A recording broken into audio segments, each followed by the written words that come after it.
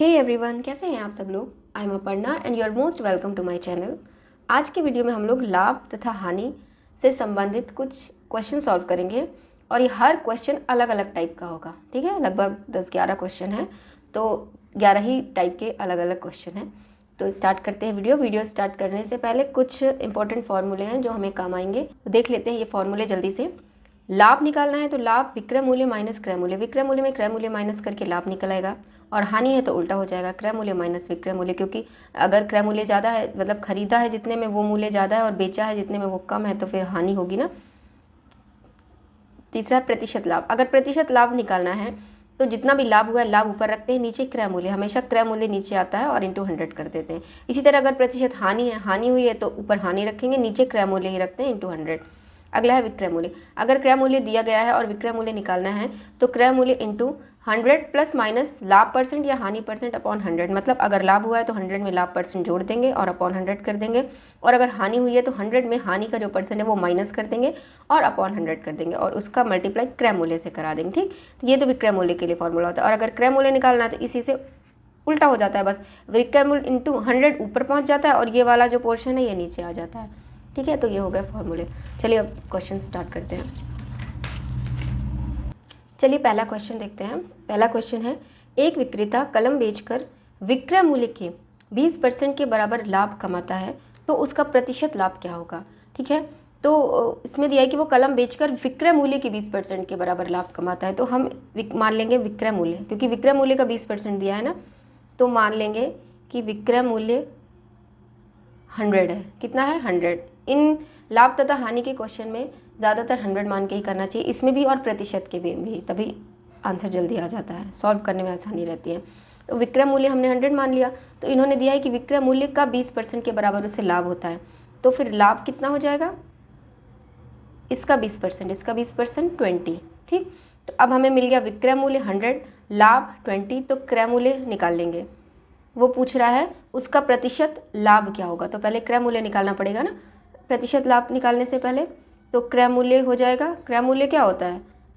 जितने में बेचा और जितना लाभ हुआ उसको माइनस कर दिया, ये आ गया क्रय मूल्य। क्रय मूल्य आ गया 80। तो अब हम निकाल लेंगे प्रतिशत लाभ। प्रतिशत लाभ का फॉर्मूला देखा था, ऊपर लाभ रखते हैं, लाभ कितना था 20, नीचे क्रय मूल्य रखते हैं 80 और इंटू 100 करा देते हैं। ठीक है, 25 कितना आ जाएगा आंसर, मतलब उसे 25% का लाभ होगा। ठीक है, अगला देखते हैं। किसी वस्तु का विक्रय मूल्य उसके क्रय मूल्य का 9/8 गुना है, 9/8 गुना है। ठीक है, तो प्रतिशत लाभ क्या होगा?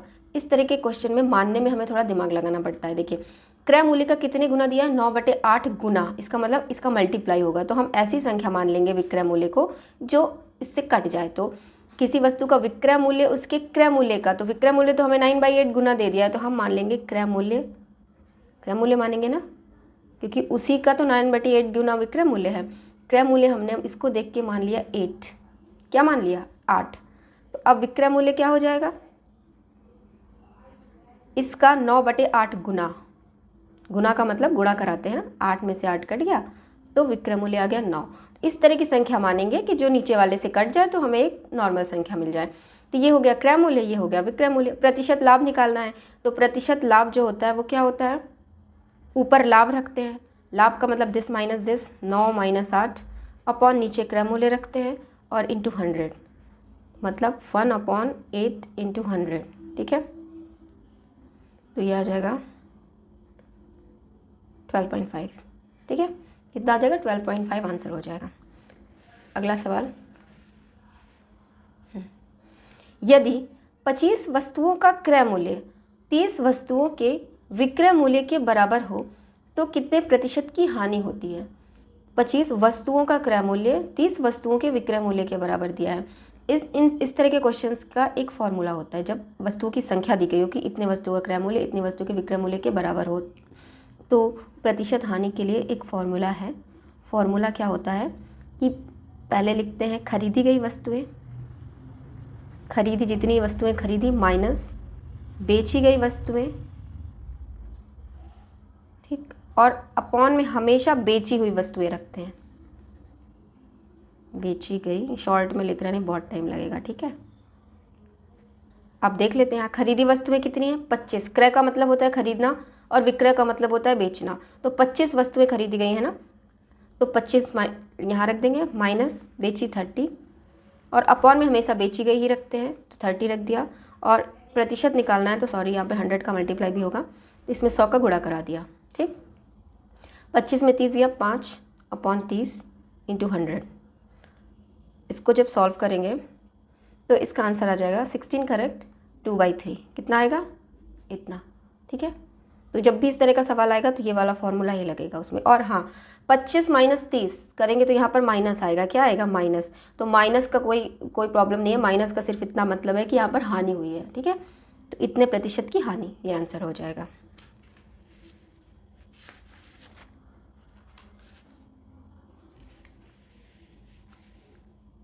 अगला क्वेश्चन है 35 कलमों का क्रय मूल्य 25 कलमों के विक्रय मूल्य के बराबर है। ये लाइन तो पिछले वाले क्वेश्चन के जैसी है, पर उसमें हानि या लाभ का प्रतिशत पूछा था, इसमें आगे एक पॉइंट दिया है। यदि कोई दुकानदार 280 रुपये की कलम बेचा हो तो उसे कितने का लाभ हुआ होगा, ठीक है। पहले तो हम पिछला वाला फॉर्मूला लगा के हानि या लाभ जो भी निकल रहा है वो निकाल लेंगे। तो प्रतिशत का लाभ या हानि जो भी है उसके लिए क्या फॉर्मूला था, पहले खरीदी गई वस्तुएं माइनस बेची गई वस्तुएं और अपॉन में हमेशा बेची गई वस्तुएं इंटू 100, ठीक है। इसको सॉल्व करेंगे, 35 में 25 या 10 अपॉन 25 इंटू 100, ठीक, 25, ये आ गया 40। तो परसेंट मतलब कि 40% का क्या हुआ, प्लस में आया, लाभ हुआ है, ठीक है। अब वो बोल रहा है कि कोई दुकानदार इतने रुपए की कलम बेचा हो तो विक्रय मूल्य उसने हमें दे दिया है कितना, विक्रय मूल्य दे दिया है 280 रुपये, ठीक। विक्रय मूल्य 280 रुपये दे दिया है, लाभ परसेंट हमारे पास 40% आ गया है। तो हमें पहले क्रय मूल्य निकालना होगा ना, क्योंकि प्रतिशत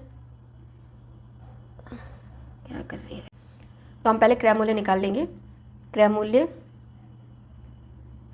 होता है, क्रय मूल्य निकालने के लिए ऊपर 100 रखते हैं, नीचे लाभ है तो इस 100 में जोड़ देंगे 140 और इंटू विक्रय मूल्य, ठीक। इसको जब सॉल्व करेंगे 14 × 28 0 200 आ गया, ठीक है। 200 क्रय मूल्य, 280 विक्रय मूल्य, तो लाभ कितना हो जाएगा, सिंपली दिख रहा है, विक्रय मूल्य में क्रय मूल्य घटाते हैं वही तो लाभ होता है। तो 80 रुपये हो गया ना, 280 में 200 माइनस किया तो मतलब इतना लाभ हुआ। तो आंसर हो जाएगा 80, ठीक है। अगला देख लेते हैं। 1 रुपये में 21 बटन बेचने पर विक्रेता को 20% की हानि होती है। मतलब 1 रुपये में वो 21 बटन बेचता है तो उसे 20% की हानि होती है। यदि वह 40% लाभ कमाना चाहे तो उसे प्रति रुपये कितना बटन बेचना चाहिए। तो जब वो इस तरह से पूछ रहा है इतने रुपए लाभ कमाना चाहे, तो हमारे पास सबसे पहले क्रय मूल्य होना चाहिए, ठीक है। इन्होंने क्या दिया है, चलिए तो हम 21 बटन की बात करते हैं। पहले तो 21 बटन के लिए क्या दिया है, 1 रुपये में उसने बेचे हैं 21 बटन, 1 रुपये में बेचे हैं, ठीक है। तो विक्रय मूल्य हो जाएगा ना, क्योंकि जिस मूल्य में बेचा जाता है उसे हम विक्रय मूल्य कहते हैं। विक्रय मूल्य हो गया 1 रुपये, ठीक। उसको बेचने पर विक्रेता को हानि हुई, कितने परसेंट की हानि हुई, 20% की। तो हमारे पास हानि है, विक्रय मूल्य है, तो हम क्रय मूल्य निकाल लेंगे ना।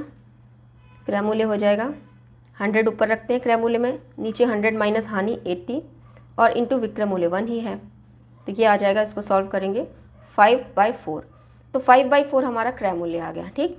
अब वो बोल रहा है कि यदि वो 40% लाभ कमाना चाहे, तो लाभ कमाना चाहे तो हम निकाल लेंगे 40% लाभ कमाने के लिए उसे कितने में बेचना पड़ेगा। तो फिर दोबारा विक्रय मूल्य दूसरा निकालेंगे, इसका क्रय मूल्य का 40% लाभ है ना, तो 140 यही तो होता है ना। अब इसे सॉल्व करेंगे, ये आ जाएगा 7/4, ये विक्रय मूल्य हुआ। 40% लाभ कमाने के लिए उसको इतने रुपए में बेचना पड़ेगा, लेकिन कितने बटन, यहाँ पे हम लोग 21 बटन की बात कर रहे थे ना, ये सारा काम 21 बटन के लिए हो रहा था। वो पूछ रहा है कि यदि वो 40% लाभ कमाना चाहे तो उसे प्रति रुपए कितना बटन बेचना चाहिए, ठीक है। ये आ गया रुपए, इतने रुपए में उसने बेचे थे, कितने बटन बेचे थे, 21, ठीक है।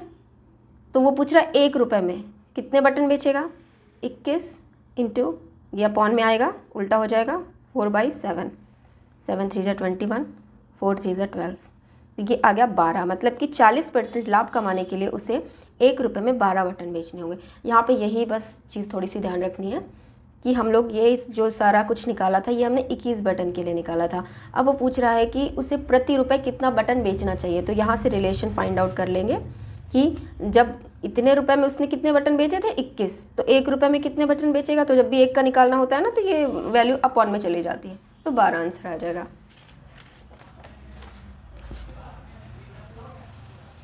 अगला क्वेश्चन देख लेते हैं। एक दुकानदार सामान खरीदने में 5% का तथा बेचने में 10% की बेईमानी करता है, उसका कुल प्रतिशत लाभ क्या है।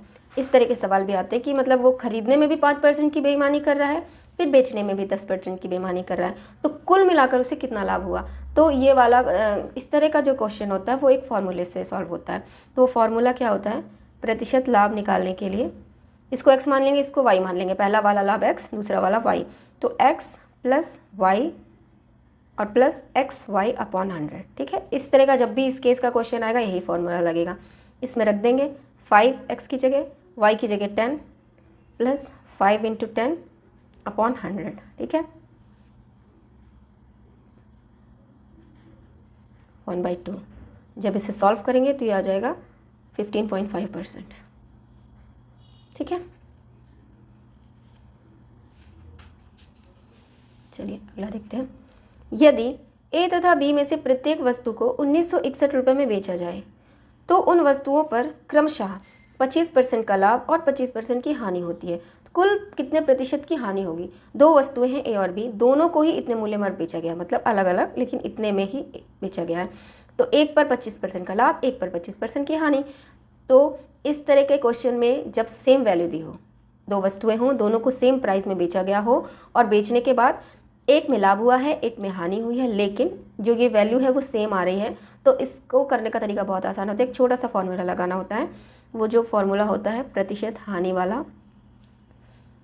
ये जो वैल्यू होती है ना, प्रतिशत लाभ या प्रतिशत हानि सेम होगी, ठीक है ना, प्रतिशत लाभ या प्रतिशत हानि, इसको ऊपर रखते हैं और अपॉन में नीचे 10 रखते हैं और उसका होल स्क्वायर कर देते हैं, बस। ठीक, तो यहाँ पर इसकी वैल्यू है 25 अपॉन 10 और इसका स्क्वायर। ठीक है, जब इसे सॉल्व करेंगे तो ये 2.5 आएगा ना, 2.5 का स्क्वायर, तो ये हो जाएगा 6.25%। कुल मिलाकर इतने परसेंट की हानि हो रही है। जब भी ऐसा सवाल आएगा, इसमें जो ये विक्रय मूल्य दिया होता है इससे हमारा कोई मतलब नहीं होता, बस केस समझना है। किसी केस क्या होना चाहिए कि दोनों वस्तुओं को सेम प्राइस में बेचा गया है और जो लाभ और हानि हुआ है उनकी वैल्यू भी सेम है। ठीक है, अगला क्वेश्चन देखते हैं। एक वस्तु को 4200 रुपये की अपेक्षा 4400 रुपये में बेचने पर 5% अधिक लाभ होता है। मतलब अगर उसको हम 4200 में बेचेंगे और 4400 में बेचेंगे, तो 4400 में बेचने पर उसको 5% अधिक लाभ हो रहा है। मतलब लाभ दोनों केस में हो रहा है, लेकिन जब इतने में बेचा जा रहा है तो वो जो लाभ हो रहा है वो 5% अधिक है। किससे? इस लाभ की अपेक्षा। तो हमें निकालना है वस्तु का क्रय मूल्य। हम मान लेंगे क्रय मूल्य x। क्या माना? x।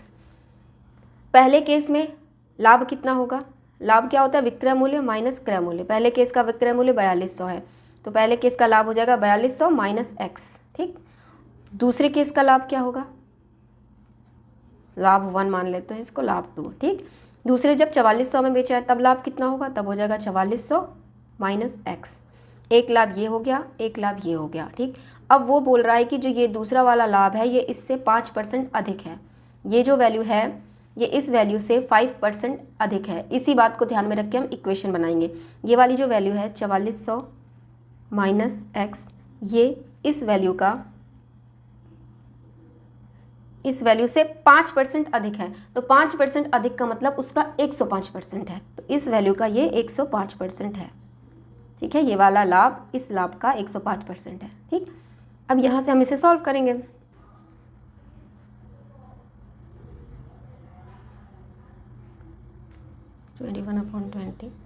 ट्वेंटी को उधर ले जाएंगे, 4400 माइनस x, इसमें 20 का मल्टीप्लाई होगा और 4200 माइनस x इंटू 21।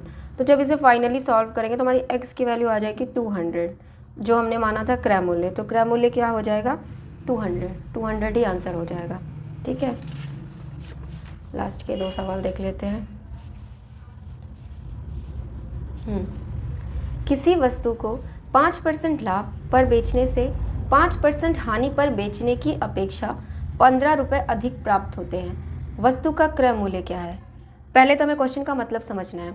वो बोल रहा है कि अगर हम किसी वस्तु को 5% लाभ में बेच रहे हैं और उसी वस्तु को 5% हानि में बेच रहे हैं, तो जब लाभ में बेच रहे हैं तो हानि में बेचने की अपेक्षा हमें 15 रुपये अधिक प्राप्त हो रहे हैं। ठीक है, तो हम उस वस्तु का क्रय मूल्य, सब कुछ क्रय मूल्य पर ही निकाला जाता है ना, लाभ और हानि। क्रय मूल्य हमने मान लिया 100, ठीक है, 100 मान लिया। तो जब 5% लाभ पर बेचेंगे तब विक्रय मूल्य क्या होगा? इसको 5% लाभ पर बेचेंगे तो विक्रय मूल्य 105 हो जाएगा। ठीक है, पहला केस। और दूसरे केस में जब हम 5% हानि में बेच रहे हैं तब विक्रय मूल्य क्या हो जाएगा? 95। ठीक है, अब इन दोनों में अंतर कितना है? ये 105 है, ये 95 है, तो अंतर आ गया 10 का। तो मतलब कोई वस्तु अगर 100 रुपये की थी, हमने उसे इतने 5% लाभ में बेचा 105 में और 5% हानि में 95 में, तो हमें 10 का फ़ायदा हुआ है ना। लेकिन यहाँ वो 15 रुपये का फ़ायदा दे रहा है, तो इससे हम क्रय मूल्य उसका निकाल लेंगे। कैसे? रिलेशन बना के कि जब 10 का फ़ायदा हो रहा है तब क्रय मूल्य 100 था।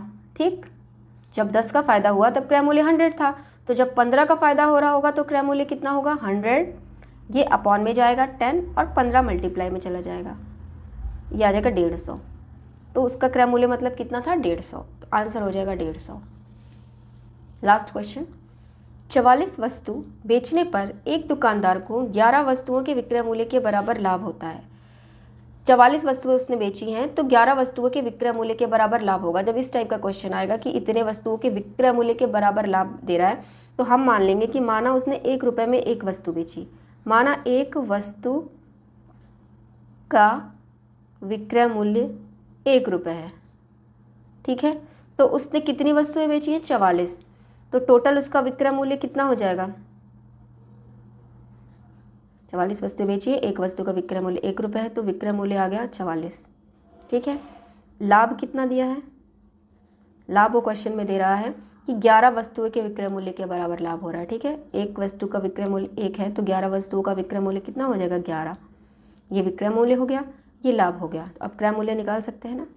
क्रय मूल्य क्या होता है? विक्रय मूल्य में लाभ घटा दो तो क्रय मूल्य आ जाता है, ये आ जाएगा 33।